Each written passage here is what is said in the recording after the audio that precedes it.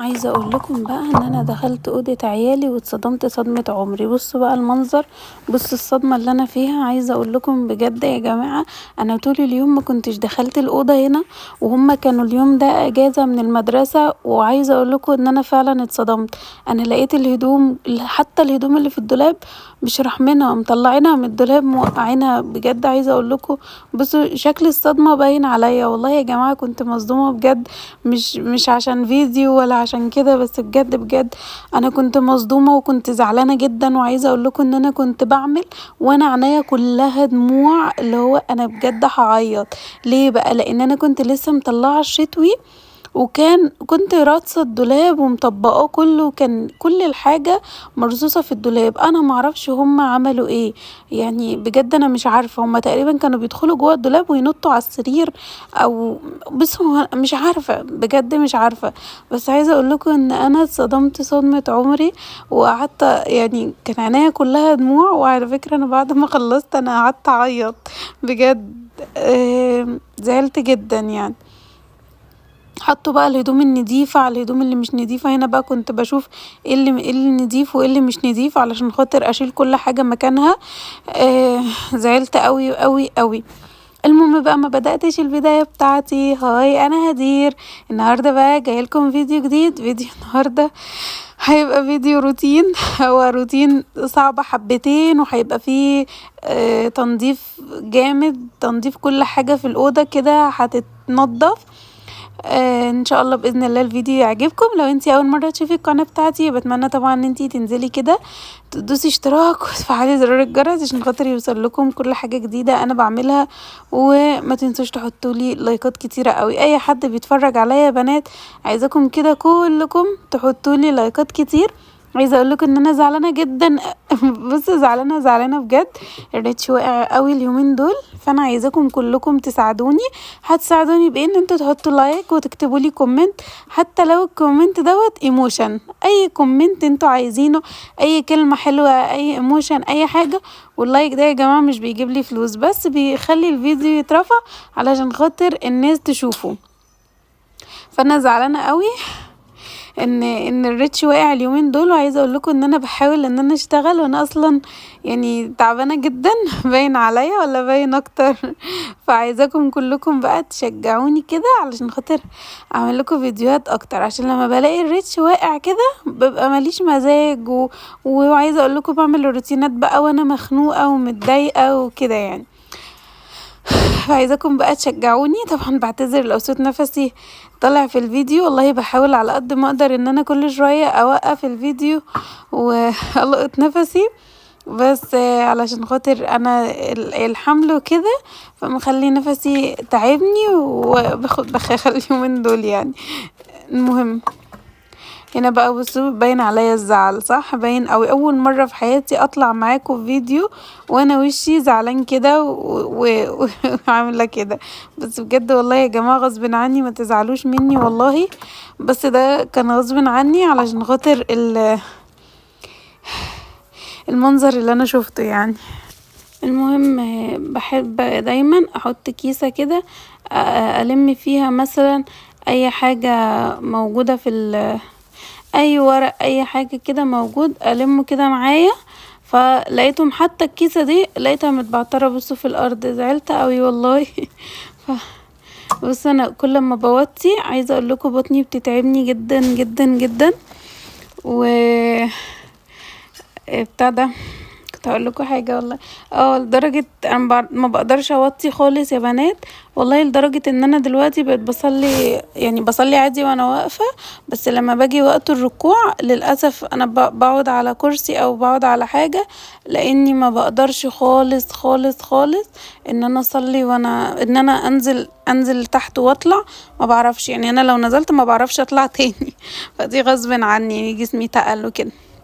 المهم، شلت السجادة دي، الكفر ده. طبعا محتاج يتغسل من المرة اللي فاتت وانا كنت قايله لكم، بس المرة دي شلته. قلت والله ما انا حطاه، هنزله النهارده الدراي كلين، يعني هنزله الدراي كلين.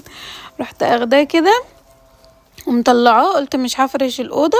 كده كده الجو اليومين دول مش ساقعة قوي يعني ومش حر قوي، اللي هو وسط يعني، فمش مهم ان انا ايه، ان انا احطه، ان انا اسيب لهم يعني الاوضه على السيراميك كده كام يوم عقبال ما الدراي كلين تجيب لي البتاعه دي اسمها ايه السجاده.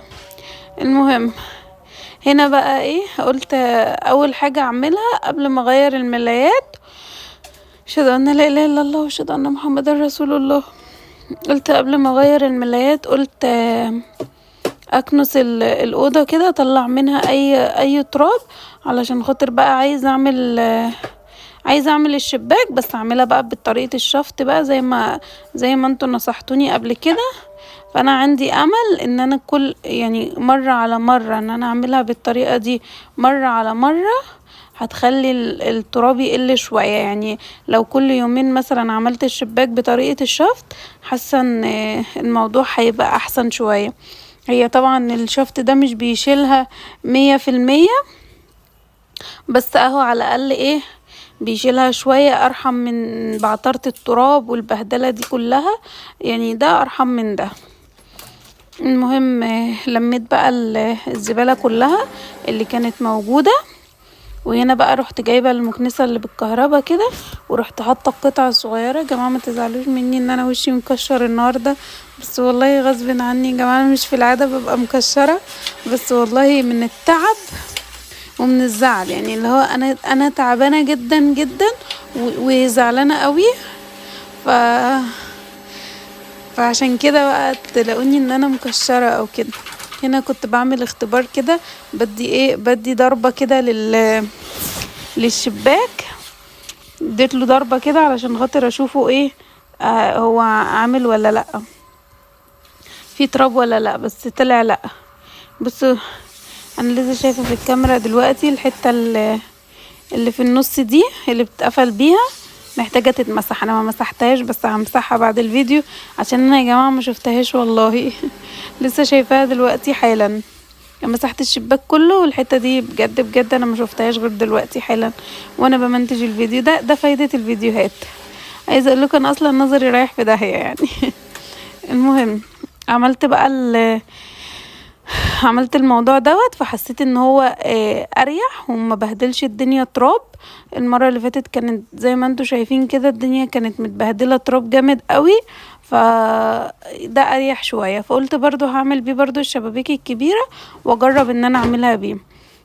حتى الحتة اللي من بره دي، عندي حتة كده من بره برضو اتحطت، لما عملتها برضو شفطت بيها البتاع اسمها ايه التراب، لقيتها برضو اتشفطت عادي، ما قالتش لا. دخلت بقى على السراير كده، قلت بقى ايه اعملها هي كمان، انضفها كده. بس اول حاجة قلت اطبق الكوفرتيات، وبعد كده بقى قلت اطلع ملايات للسرير اعملها. بصوا كمية العرايس دي كلها، انا العيال بيبقوا عايزين العرايس على طول معاهم. هنا جبت المنظف بتاع الاخشاب، قلت امسح كده السرير وامسح الحاجات دي قبل ما افرش الملاية كده، عشان خاطر ما امسحهاش على الملاية النظيفة.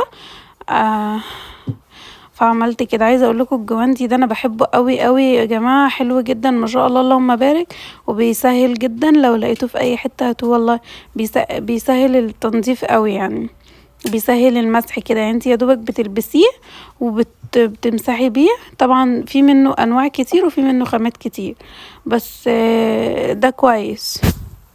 واعتقد برضو اي خامة هتيجي منه هتبقى كويسة. بصوا هو في الخامة دي، وفي خامة تانية تقريبا اسمها ميكرو فايبر. بصوا انا بصراحة يا جماعة مش بفهم في الخامات قوي، بس عشان ما هبتش قوي يعني، فانا مش عارفة. فحتى لو في خامات تانية منه كلهم حلوين. انا عايزة اجيب منه تاني اصلا، بس عايزة اجيب خامة تنفع مع الازاز، اخلي واحد للخشب وواحد للازاز، هيبقى حلو جدا. انا اصلا بحب اخلي دايما فوطة فوطة للبتاع ده، بحب اخلي فوطة للخشب، يعني حاجة للخشب انضف بيها الاخشاب، وبخلي فوطة تانية دي بتبقى دايما اسمه ايه يا جماعة، للازاز. معلش يا جماعة معلش حقكم عليا سامحوني سامحوني النهارده سامحوني، والنبي يا جماعه حطوا لي لايك لو بتحبوا ربنا، حطوا لايك لو بتحبوا ربنا، حطوا لي لايك. عايزه الفيديو دوت كده يتملى لايكات كتير، عايزه الاقي لايكات كتير قوي قوي قوي في الفيديو ده، عشان انا بجد كنت تعبانه وكنت زعلانه، فانا عايزاكم تفرحوني، وعايزه الاقي الفيديو ده كده فيه لايكات كتير قوي، يعني 100 لايك 200 لايك كده يعني. بصوا والله انا قنوعه يا جماعه، انا باخد حاجات بسيطه. شفتوا بقى، هنا قلت احط لهم العرايس بتاعتهم دي، وقلت الحاجات اللي ملهاش لازمه اشيلها، بس في الاخر بيطلعوها تاني، ما بيعرفوش يناموا غير لما بيحطوا كده شوية عرايس جنبهم. معرفش ايه ده، شلت كام واحدة وسبت لهم كام واحدة. المهم هنا بقى قلت عمالة ادور على الملاية الكبيرة، تقريبا ما طلعتهاش من السرير. بصوا يا جماعة والله ما طلعتهاش من اسمها ايه، من الدولاب. طلعت القطن، فاضل ملاية، فقلت خلاص هحط المخدات دي وهطلع بقى الملاية التانية. بس مش عارفة ايه اللي خلاني مش عارفة ما خدتش بالي منها ازاي. عشان انا دايما بطبق كله جوا بعضه، فمش عارفة دي طلعت اصلا من وسطهم ازاي. يعني بحب دايما يعني طقم السرير، طقم الاطفال كله اقوم حاطاه كله في قلب بعضه، الملايات بالمخدات بالخداديات كلها كده احطهم جوا بعض. بس المهم فتحت الدولاب كده الحمد لله لقيتها يعني على طول، هي كانت تحتيهم بس مش عارفة ازاي. ممكن انا بقى لما سحبت عشان هما كانوا جوا بعض بتاع ده، فسحبت واحدة وواحدة لأ تقريبا.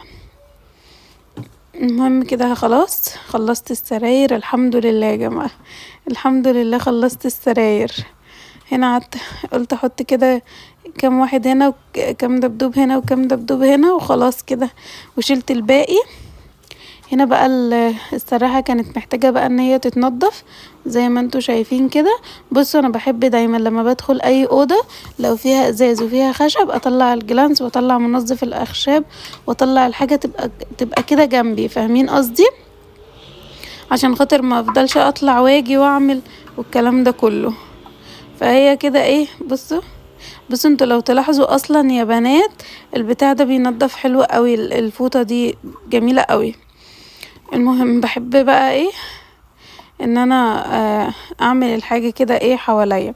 وقلت بعد ما اخلص خالص بحب ان انا احط الفوط دي كلها كده في الغسالة تتغسل، ف هيبقى طبعا احسن يعني وكده. المهم قلت امسح بقى الدولاب كمان، وحتى المراية بصوا مطرح ايديهم مبطعة، حتى من تحت خالص لقيتها برضو مبطعة كده. رحت حاطه بقى الجلانس واديله ادي كده، ورحت مسحها كلها ومن فوق ومن تحت وكل حاجة مسحتها كلها. احلى حاجه بقى ان انا عامله لهم ايه، عامله لهم في السراحه المفروض عامله لهم كل واحد ليه لوكر كده لوحده يحط فيه كتبه وكراساته وحاجاته عشان خاطر ما تتبعترش. عامله لكل واحد لوكر لوحده كده. المهم دخلت بقى على الشباك ده، بصوا تحسوا ان انا مسافة ما مسحته والله نضف، بس مشكلته يا جماعة بقى بيغير، وده بجد مشكلة مضايقاني قوي. يعني الالموتيل كله اللي عندي كله بيغير، بس مش عارفة سببه ايه. بصوا مسافة ما بيتمسح بيرجع تاني كأنه ما اتمسحش، ليه بقى بجد مش عارفة والله. يعني ايه السبب انا مش عارفة.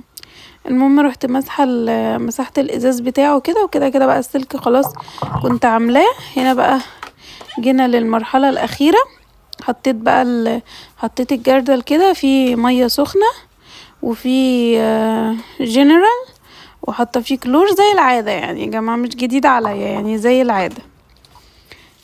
مش عارفة هنا ايه اللي حصل، لقيت الكاميرا يا جماعة ما بتصورش، مش عارفة على فكرة انا كنت خلصت تسييق اصلا، سيقت وخلصت، بس لقيت الكاميرا فصلت. رحت قلت والله لا انا عايدة عاملة الحتة دي تاني طالما ما جاتش في التصوير، بس انا كنت سيقت اصلا وخلصت.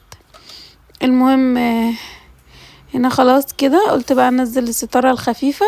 النهار اليومين دول ايه بص بيروح بسرعة قوي، جيت بقى للحظة اللي انا بحبها طبعا، لحظة المعطر.